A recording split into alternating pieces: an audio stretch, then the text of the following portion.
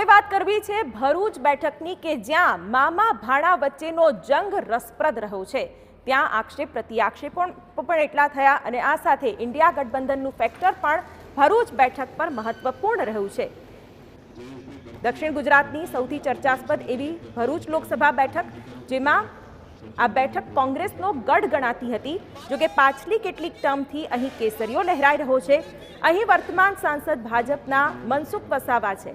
વસાવાને હતું કે ત્રીજી ટર્મમાં પણ તેઓ મેદાન મારી જશે, પરંતુ મામા મનસુખ સામે ભાણિયો ચૈતર વસાવા પડ્યો છે। ભાણાએ મામાની મુશ્કેલી તો વધારી દીધી છે, સાથે કોંગ્રેસના સ્વર્ગસ્થ નેતા અહેમદ પટેલની દીકરીનું પિતાની બેઠક પરથી ચૂંટણી લડવાનું સપનું રોડાયું છે। કોંગ્રેસે મહાગઠબંધન હેઠળ આપના ઉમેદવારને બેઠક ફાળવી દીધી। સ્થિતિ એ સર્જાઈ કે પક્ષના ગઠબંધન છતાં મુમતાઝ પટેલે એક પણ વખત ચૈતરનો પ્રચાર ન કર્યો।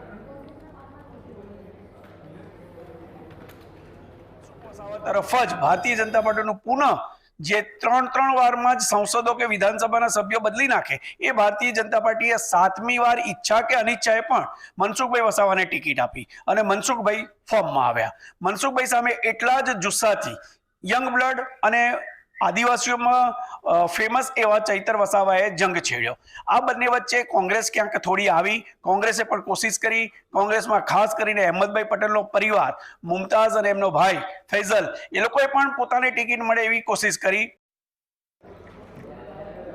હાલ ભરૂચ બેઠક પર ચતુષ્કોણીય જંગ છે। ભાજપ સામે આપના ઉમેદવાર છે તો છોટુ વસાવાની નવી પાર્ટી પણ મેદાનમાં છે, જ્યારે AIMIMએ પણ અહીં ઉમેદવાર ઊભો રાખ્યો છે।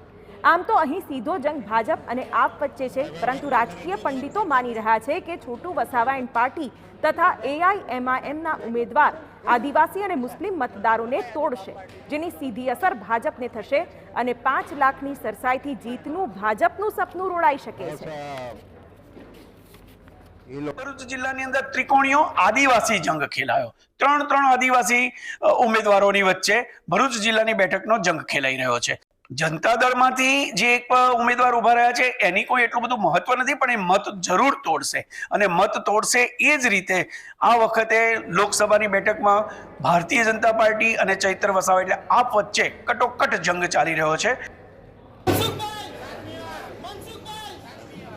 ભરૂચ બેઠક પર સૌથી વધુ 30% આદિવાસી મતદારો છે, જ્યારે 25% લઘુમતી મતદારો તો 12% પાટીદાર અને 8% ક્ષત્રિય મતદારોનો દબદબો છે।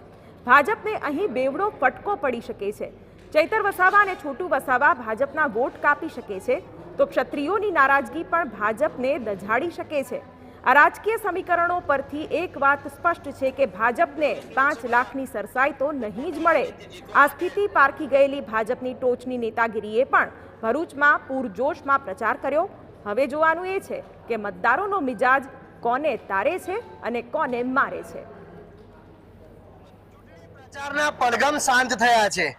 સત્તાને હાંસલ કરવા, બેઠકને કબજે કરવા ભારતીય જનતા પાર્ટી અને આપ બંને પક્ષે એડી ચોટીનું જોર લગાવ્યું હતું। આ તમામ વચ્ચે હવે પ્રચાર જ્યારે શાંત થયો છે ત્યારે ચોક્કસ ઓટલા બેઠકો પણ શરૂ થઈ છે, તો સાથે સાથે મતદારોને રીઝવવા માટે છેલ્લી કક્ષાનું જોર લગાવાઈ રહ્યું છે। આ તમામ વચ્ચે હવે જોવું એ રહ્યું કે મતદારો EVM મશીનની સામે કોના નામનું બટન દબાવે છે અને કોને ઘર તરફનો રસ્તો બતાવે છે। અંકિત મોદી, TV9 ભરૂચ। તો આ વખતે લોકસભાની ચૂંટણીમાં